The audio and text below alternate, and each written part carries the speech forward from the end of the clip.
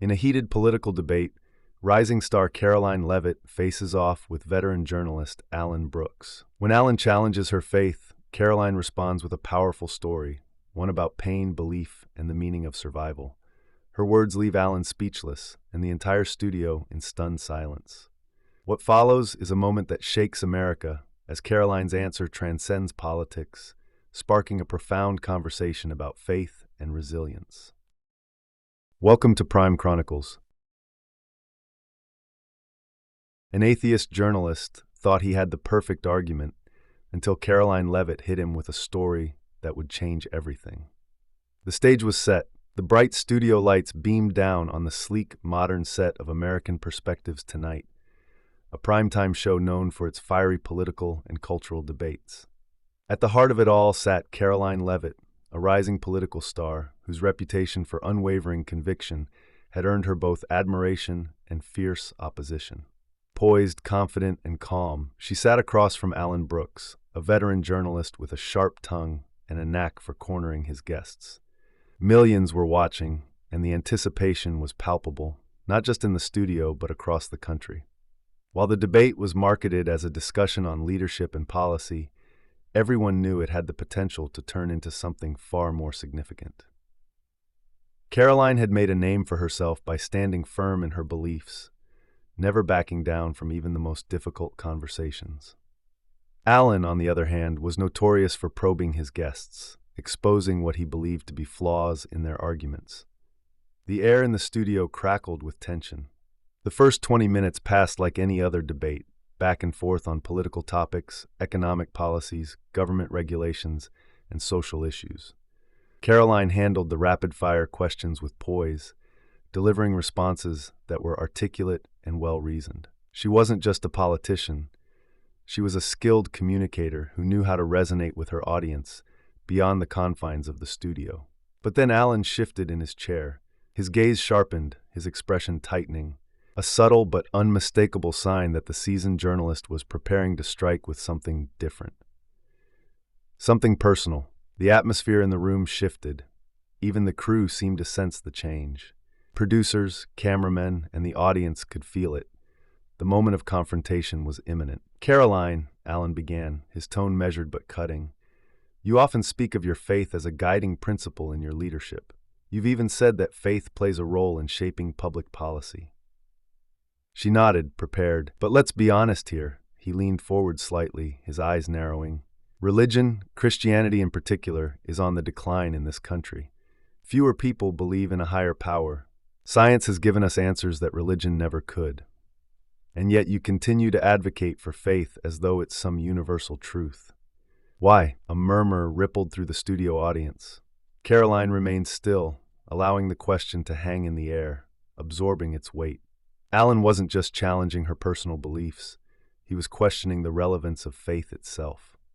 "I ask because," he continued, pressing further, "there are millions of people in this country who would argue that faith is nothing more than an outdated crutch, something that holds people back rather than moves them forward.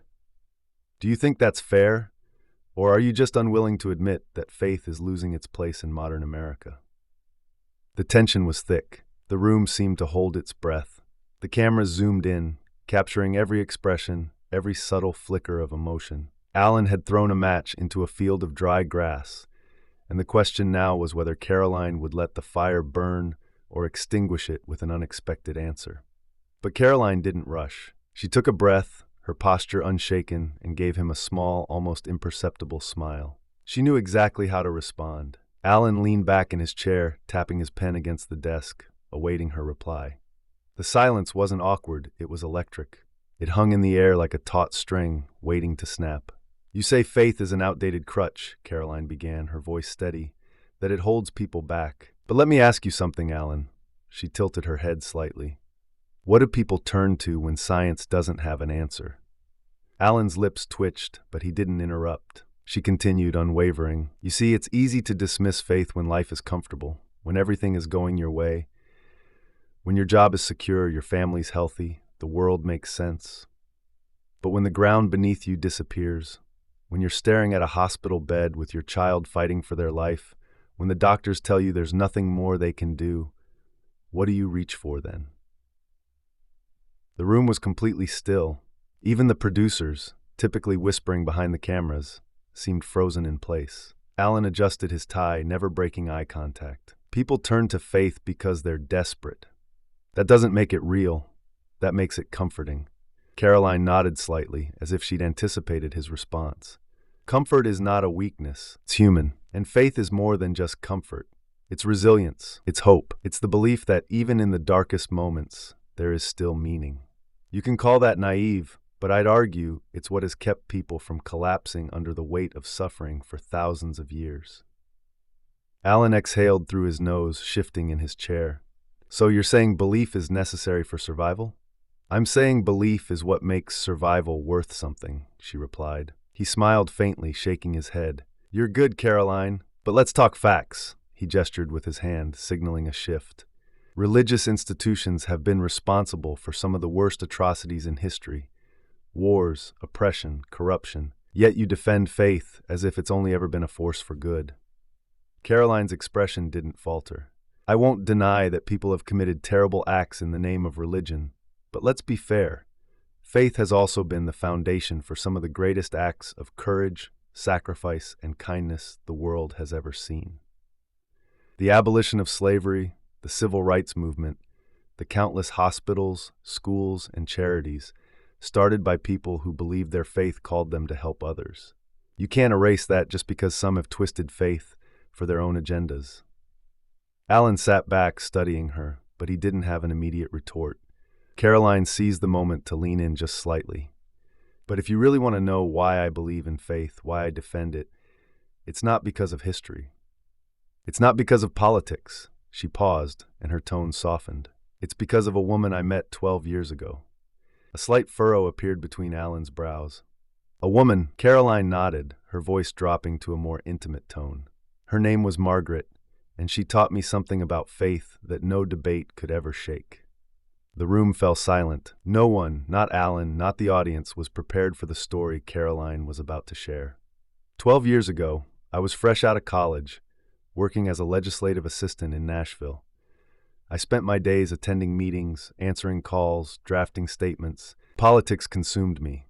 I thought policy was the most powerful force in the world. But then I met Margaret. Caroline paused, the memory clearly still vivid in her mind. Margaret was 72 years old. I met her at a community outreach event for seniors. You know the type. Something politicians attend for the photo op. But I wasn't there for that. I was just doing my job. I was supposed to take notes, listen politely, then leave. But Margaret, she took a breath, her voice softening. She stopped me in my tracks. The audience, captivated, hung on every word. Margaret had a quiet strength about her, not loud or commanding, but when she spoke, people listened. She carried herself with a kind of grace that only comes from surviving things that should have broken you. Caroline's voice wavered for just a moment. She told me she'd buried 2 sons, one from cancer, one from a drunk driver. She lost her husband to a stroke. She had no family left, and yet there she was, sitting across from me, smiling, sipping tea, asking how my life was going. Her words grew tighter. I asked her how she did it. How could she endure so much loss and still sit there, warm and kind, as if the world hadn't tried to take everything from her? Caroline's gaze met Alan's now, not as an opponent, but as a person who understood the weight of the question. She looked at me and said something I'll never forget, Caroline continued, her voice almost a whisper. She said, faith isn't about proof, it's about what keeps you standing when there is no proof. The room seemed to hold its collective breath.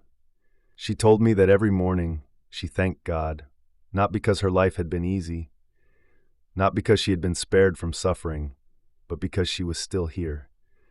Because she believed, even after everything, that there was still purpose in the day she had left. Caroline let out a slow breath. I was 22 years old, and I thought I understood strength. But Margaret showed me what true strength looks like. And I realized then, faith isn't just something people hold on to when they're desperate. It's the thing that keeps them from falling apart.